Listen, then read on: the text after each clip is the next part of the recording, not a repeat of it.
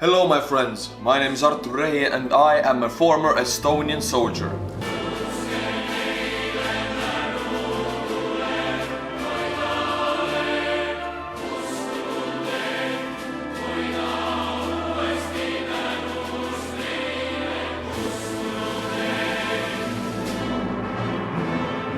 Yes, I served my time in the Estonia's infantry battalion. It is truly an infantry battalion because no heavy machinery, no tanks, no armored vehicles, just men and trucks. We were almost like a truck battalion. Men are transported with trucks, not heavy machinery, so most of the time we were actually walking with our whole equipment. It was quite heavy, quite difficult to walk with your backpack and weapon. It weighs a lot. And if you're a soldier, you know what I'm talking about. If you see in the movies how people move, how the soldiers move, they run, they move, they jump. Well, not in real life really. I mean, if somebody's not shooting at you, you don't want to do that because it's damn heavy. The equipment is heavy. I know my infantry life.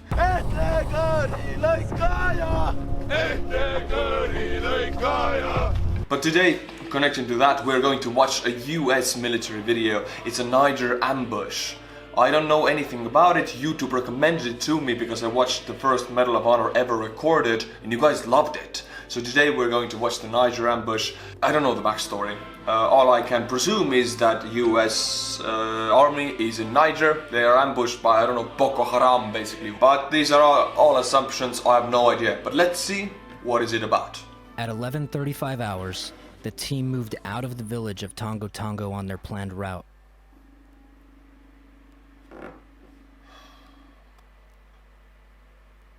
Wait, look at the vehicles.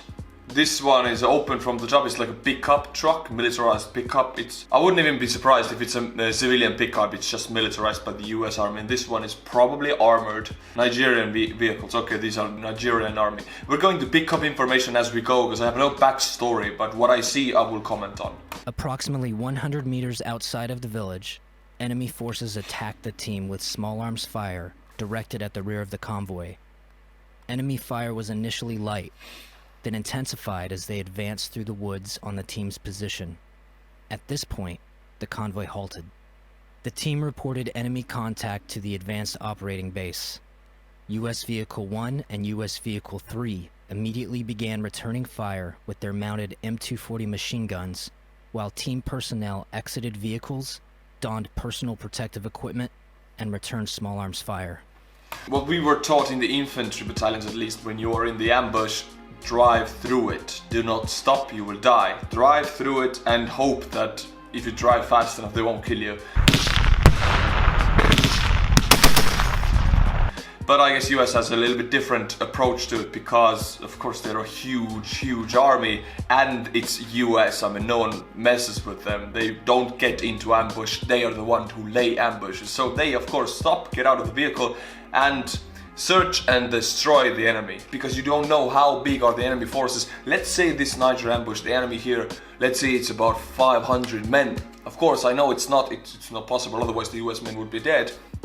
But let's say 500, all armed and they have some heavy machine guns also. If you stop at that, you will die. It doesn't matter how big of a force you have. You need a tank to override that. So I guess this is just a gamble here. They stop, they take a gamble that the enemy forces are not overwhelming and they can beat them. And we will find out if they actually were. The team commander and 4 Nigerian soldiers maneuvered on foot to the southeast to flank what was estimated to be a small enemy force. Small force, yeah. At this time, the Nigerian, AOB, and SOCC commanders began sending response elements to the team's location. The team sergeant moved forward with US Vehicle 3 to better control the unit and to coordinate machine gun fire with US Vehicle 1. Staff Sergeant Jeremiah Johnson moved from US... I'll talk a little bit about moving in the battlefield. If you're under fire and you're, commander, team leader, whoever you are, the physical location of you, even if you have radios, even if you are 100 meters away and you see your men, it's still paramount that you are next to them. It truly is, because information will be lost in the fog of war. If you shout, if you put it in the radio, it's not as good as telling it directly to your men, shouting it immediately, over 10 meters perhaps. So this move, he has to move closer. If you sometimes might think, oh, he has radios, why? He could cover them you know, from other locations, but then no, commander has to be with his men to actually direct them. We did that exercise many times. You're under fire. What does the commander do? He gathers his men, he puts out plan A, plan B, 1, 2, 3, now we go, and everybody knows what they're doing. Commander has laid out the plans to everybody. Everybody has to understand them equally, otherwise the plan won't work. That's how the whole army works. One fail, everybody fails. Vehicle 3 back to near US Vehicle 2, intending to fire an AT-4 anti-tank rocket at the enemy toward the north. The investigation determined that Niger Vehicle 5 departed the ambush site during this period, but did not determine precisely when or by what route. The commander's flanking element continued their movement until a body of water prevented them from advancing further. They identified and engaged enemy fighters across the body of water. The team... Okay, so they found like a lake here, which was hidden from this view. They didn't know there was a lake before, obviously. And also, I understand the title's a bit wrong maybe, but Team Commander, is he the one who's supposed to go on foot to flank the enemy? I understand we had squads also in our infantry battalions and units. And when attack happens, the squad leader never went to attack. Squad leader stayed behind to lay covering fire and to coordinate the unit, the squad, and the squad leader's help or assistance or right hand, I don't know how you call it in English. He's the one who took half of the squad and went to flank or to outmaneuver the enemy, while the squad leader with other half was providing covering fire. That's the Estonian method they use right now, and I'm quite sure they copied it from NATO or US. Everything we have in the military right now, we copy the methods from the US or from NATO. I guess I just don't understand the titles, so this is the unit commander's, squad commander's responsibility to flank the enemy, I guess. Commander observed a larger than expected enemy force moving to his east, which consisted of motorcycles and vehicles with mounted heavy machine guns.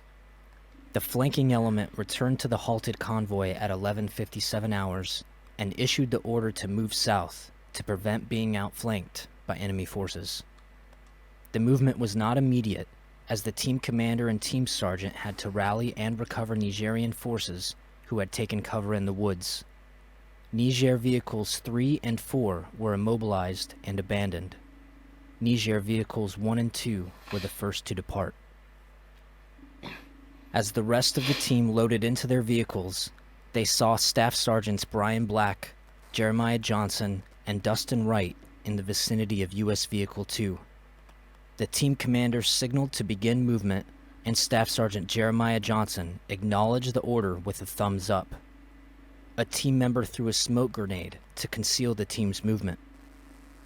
Staff Sergeant Dustin Wright entered US Vehicle 2 and began driving it slowly forward, while Staff Sergeants Brian Black and Jeremiah Johnson walked along the protected side of the vehicle. Staff Sergeant Brian Black moved slightly ahead of US Vehicle 2 and was killed by enemy small arms fire. Ooh, was killed by enemy small arms fire. I will open something up. Actually, if you would think, yeah, enemy has Kalashnikovs and pistols, and most of the people in the Middle East who are warring, it doesn't matter on which side or in Ukraine, they won't get killed by small arms fire. It's not the bullets that kill the most, it's actually mortars, so... Liigume!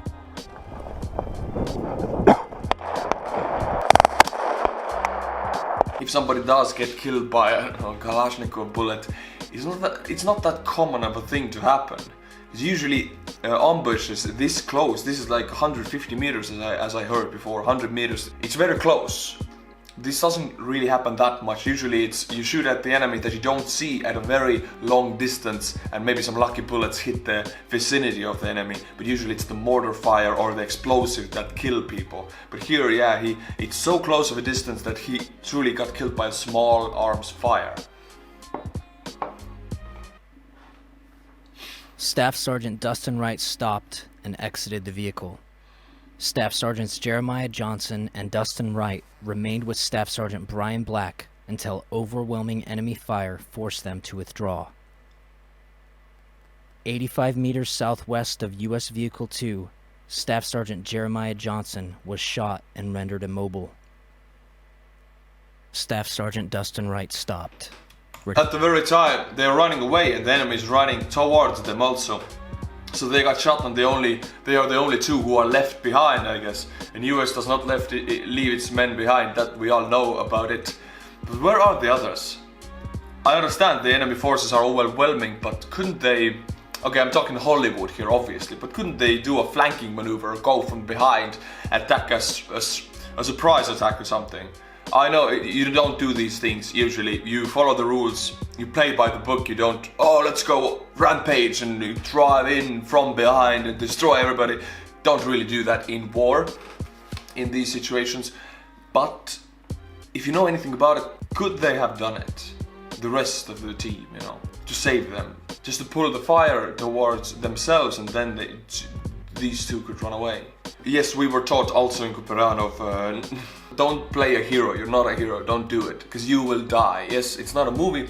If you go on or off on your own, you go rampage, you go crazy like that to range or do not play by the rules, you probably will die. In real war, it's not like the movies. They will hit you. It's not like every bullet misses you like the Hollywood movies. No, usually you just get hit, you fall behind and you die. Turned to near his teammate's position and continued to engage the enemy until both were fatally wounded.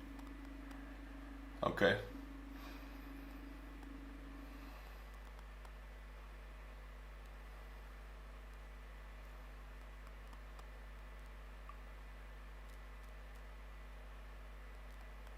US vehicles 1 and 3 and 2 Nigerian vehicles drove approximately 700 meters south of the ambush site to form a defensive position referred to as Position 2. The team realized that not all of their personnel and vehicles were present at the defensive position. After repeated attempts to radio the team members last seen in the vicinity of US Vehicle 2, 2 US SOF members from US Vehicle 3 volunteered to return on foot to the ambush site. The enemy's already here also, so how overwhelming is this enemy? This must be a huge number. We're talking about almost a click away and they're still here. And also, if they're going back on foot, knowing how overwhelming the enemy was back there, this is a suicide mission. I would see this as a suicide mission. And I know they want to do this, but are they allowed, if you're a command leader and a squad member asks you, I will go and return the bodies, can you say yes, if you know it's a suicide mission? Can you send your own men, not send, but allow them to go and get killed, basically? This is the ethics of war. Which things can you allow your men to do and which things you can't allow them to do. Also, if they're going back 700 meters on foot while under fire, I don't see it any other way than a suicide mission. Attempt to locate them. Sergeant LaDavid Johnson, a special operations mechanic and the driver for US Vehicle 3, moved to the rear of the vehicle to engage the enemy with the vehicle-mounted M240 machine gun. When that weapon ran out of ammunition, he switched to the M2010 sniper rifle. Approximately 10 minutes later, 2 additional US team members moved to join the pair that was maneuvering back to the ambush site. The first pair moved to where they thought US Vehicle 2 would be, encountering and killing several enemy combatants before needing to withdraw under fire.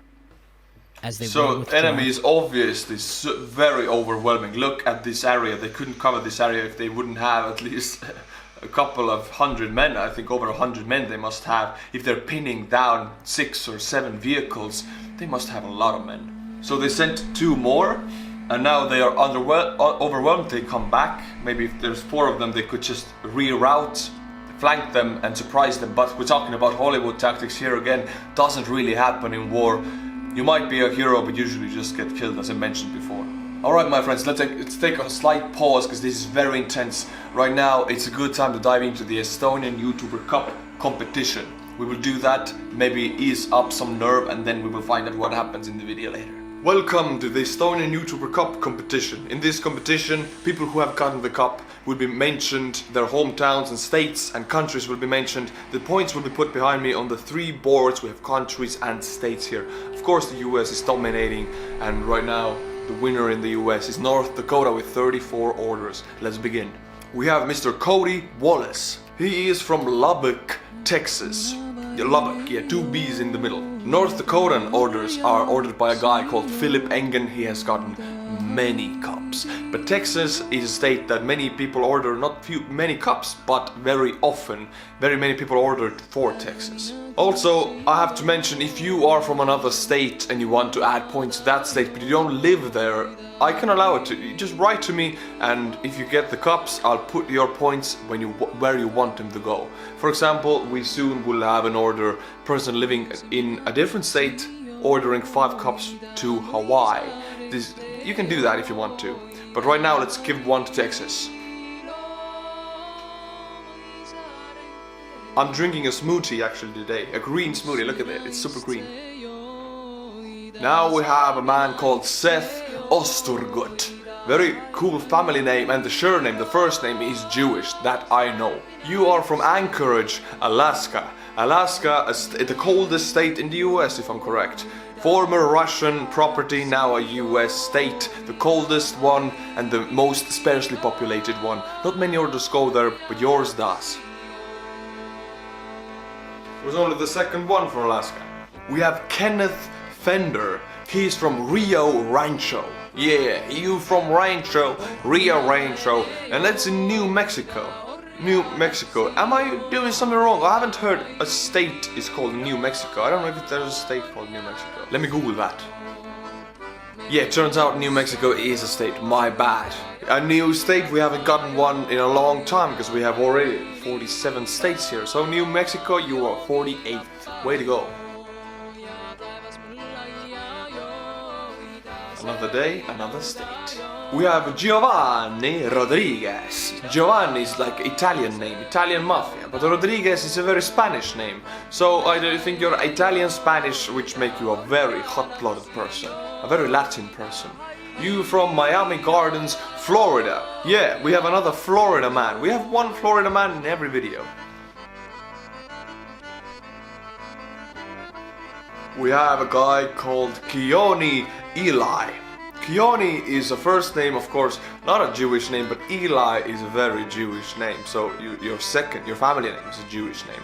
You are from Las Vegas, Nevada. This is the first order from Las Vegas actually, so very cool. And now the last order will be the coolest one, Aaron Moore. Yes, Aaron Moore is a patron, he got 2 cups. He's a true hero of this channel and a true hero of Hawaii. Yes, we had a deal with Aaron Moore. If he gets 2 cups for Hawaii, I will watch a US Air Force honor guard drill, which was really cool. I did it. If you want to see that, go to my channel. But he is actually ordering from Pearl Harbor. Can you imagine that? Pearl Harbor, yes, that Pearl Harbor from Hawaii. Very cool. I always wanted to send my cups to Pearl Harbor. 2 points.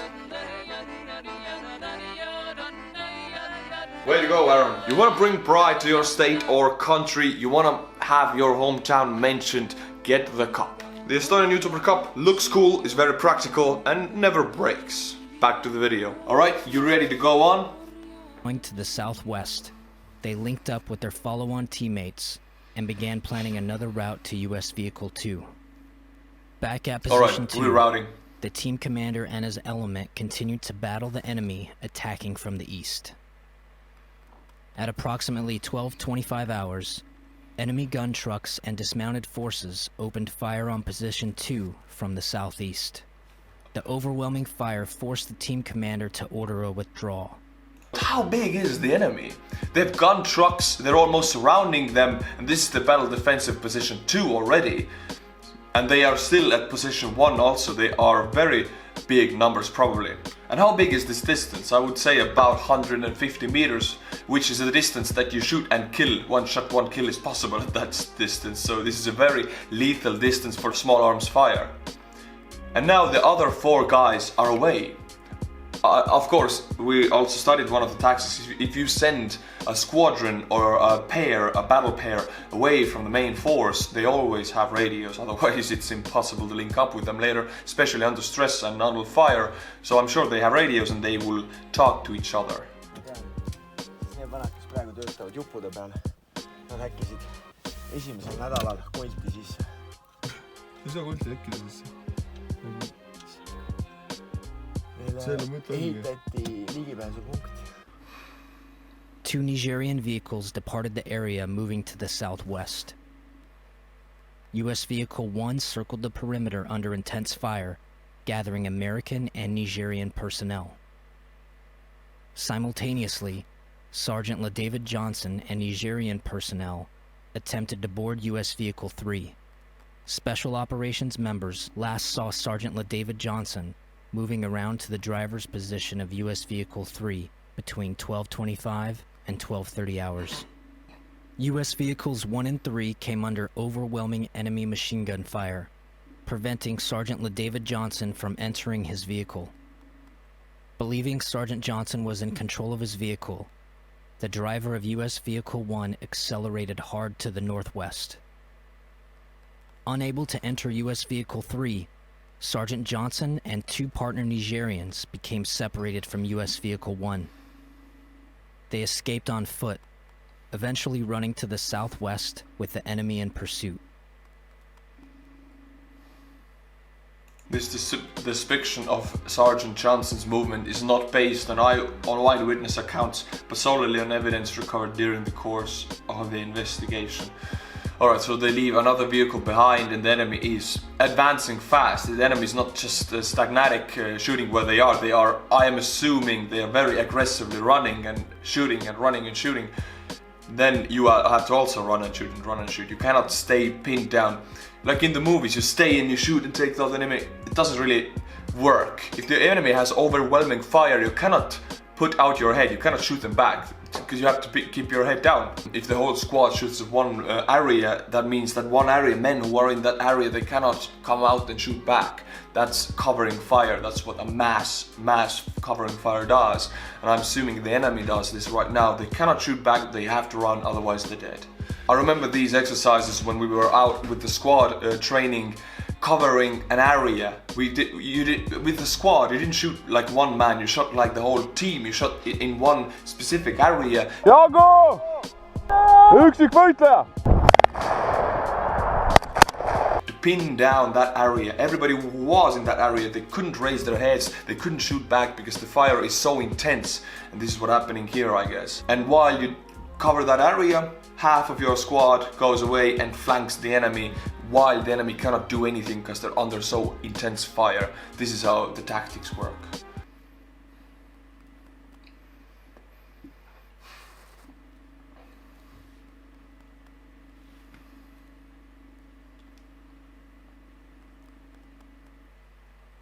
The Nigerian soldiers were killed with small arms fire roughly 400 meters from position 2.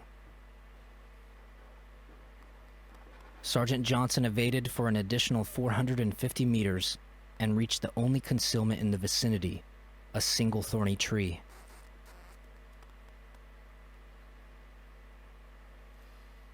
Oh, so there's no cover. There's nowhere to hide yourself because this is a desert ground. Oh, I didn't understand. I thought these are like small hills, small cliffs, small rocks you can hide behind, but there's no cover. So all 3 of them were running, just running, point blank running away from the enemy with their backs to the enemy while being shot at without any cover. He got lucky, the other Nigerians didn't.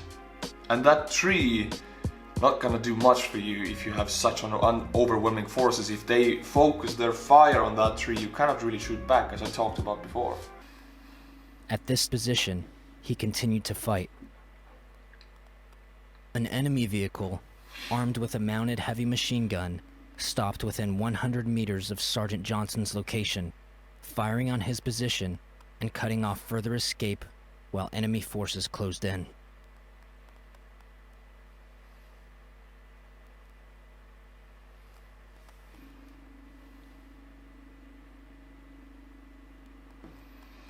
All right.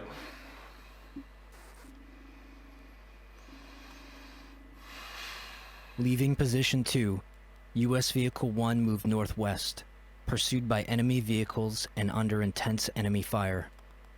Team members did not realize U.S. Vehicle 3 did not follow. During this movement, 5 of the 7 passengers in the vehicle sustained gunshot wounds, with 1 Nigerian fatally wounded. 5 of 7 sustained gunshot wounds. So this is obviously not an armored vehicle, and how heavy must the fire be to hit a moving vehicle. It's truly hard to hit a moving vehicle while you're not really still yourself. You have to be mounted or a very steady position to hit moving targets. And these guys are chasing, the Nigerians are chasing them.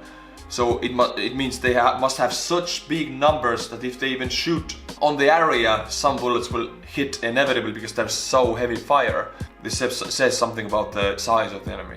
The driver was shot through the elbow, but continued to drive. The team commander, riding in the bed of US Vehicle 1, was shot and thrown off the vehicle. The driver performed another circular maneuver under heavy fire to recover the commander, and resumed movement towards the northwest with the enemy in pursuit. Once inside the tree line, US Vehicle 1 became stuck in mud. The 4 Special Forces soldiers who previously went to the ambush site saw US Vehicle 1 and moved to rejoin those team members. At 12:33 hours, the team radioed that they were being overrun. This was the team's first report for assistance. Expecting their radios would be recovered by the enemy, the team disabled them, ending the ability to communicate using these devices. Yeah, as a radio operator myself in the Estonian Infantry Battalion, we were taught this also. If you know that you are under overwhelming enemy superiority, you have to clear your radio and destroy it or hide it or do anything that enemy doesn't get your radio channels, your radio passwords. Otherwise they can just listen and get your information. It's the most dangerous thing. Communications is vital in battle.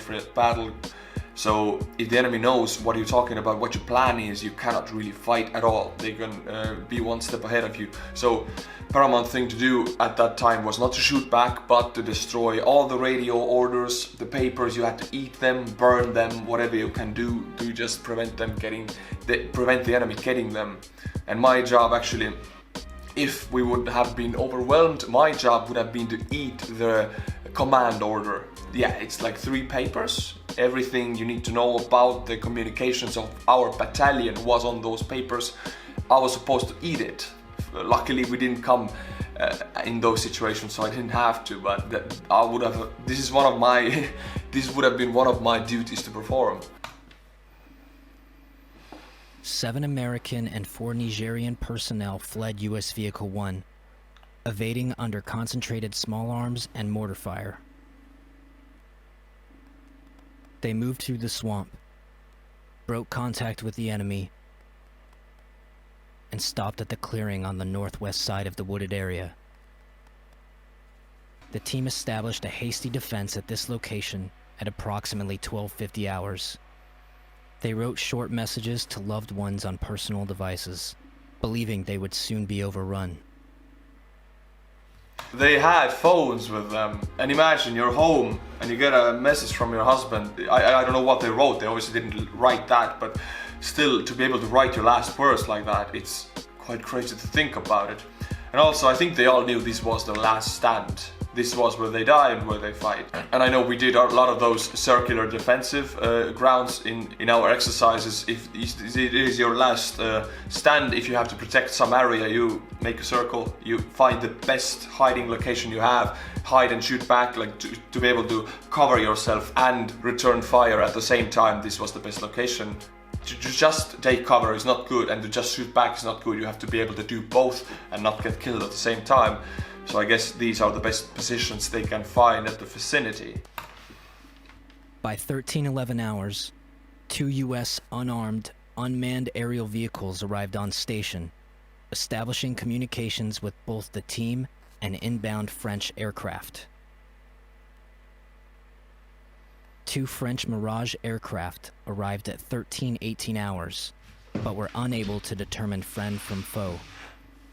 The French performed 2 shows of force at 13:20 and 13:25 hours. At this time, the enemy ceased pursuing the team, but remained in the area. At 13:30 hours, the team relayed their location, the status of casualties, and requested a medical evacuation for the wounded.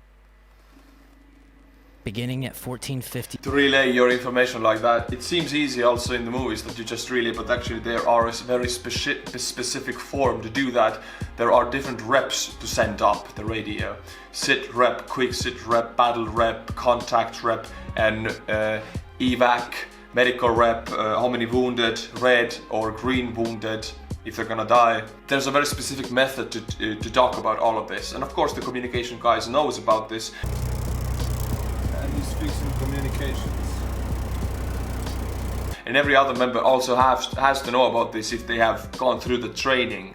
But it's not just, oh, we're under, you just don't talk about your information. You actually have a very specific formula to put your information in and send it up through the radio. This prevents misinformation, it prevents misunderstandings, and everybody understands it the same way. There's of course your location, how many men you have, how much ammunition you have, and what do you need.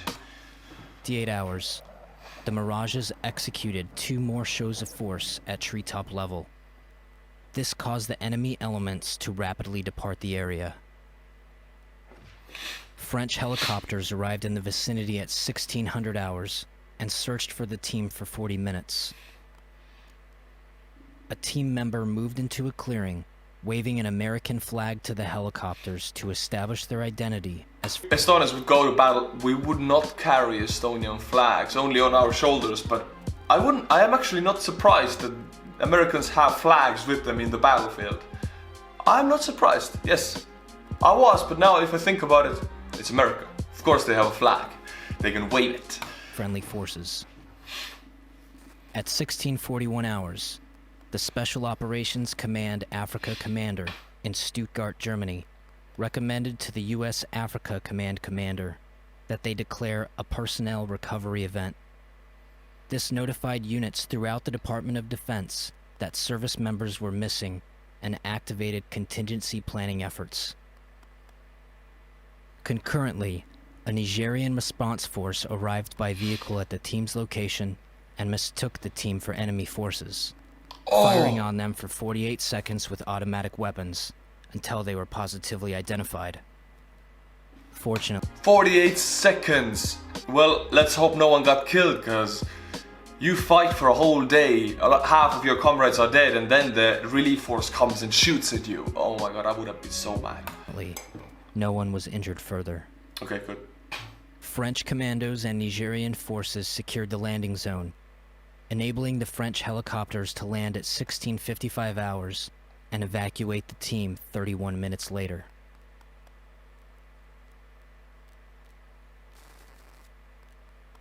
At approximately 1825 hours, Nigerian Quick Reaction Forces discovered the remains of Staff Sergeant Brian Black, Staff Sergeant Jeremiah Johnson, and Staff Sergeant Dustin Wright at the ambush site. At this time, Sergeant LaDavid Johnson's status and whereabouts were still unknown. Throughout the remainder of the evening of October 4th, and over the next 36 hours, 3 ISR assets searched for friendly signals and signs of life. Additional U.S. SOF teams, French commandos, and Nigerian forces swept the ambush site and surrounding area in an effort to recover the dead or wounded. The search teams and ISR assets did not locate Sergeant LaDavid Johnson due to the distance from his last known location and the density of the tree under which he had concealed himself. At 0625 hours on October 6th, as nationally controlled personnel recovery elements staged for the search and recovery of Sergeant LaDavid Johnson, Tongo Tongo locals notified Nigerian military that they had found the remains of a soldier. At 1200 hours, the Nigerian military arrived at the location of Sergeant LaDavid Johnson. When Sergeant Johnson was found by Nigerian forces, he was beneath the dense canopy of a thorny tree. Sergeant Johnson was found lying on his back with his arms to his sides. His hands were not bound. Sergeant Johnson was clothed, though his boots and serviceable equipment had been removed by the enemy. The investigation determined Sergeant Johnson was not captured alive. His remains were transferred to U.S. custody at 1522 hours.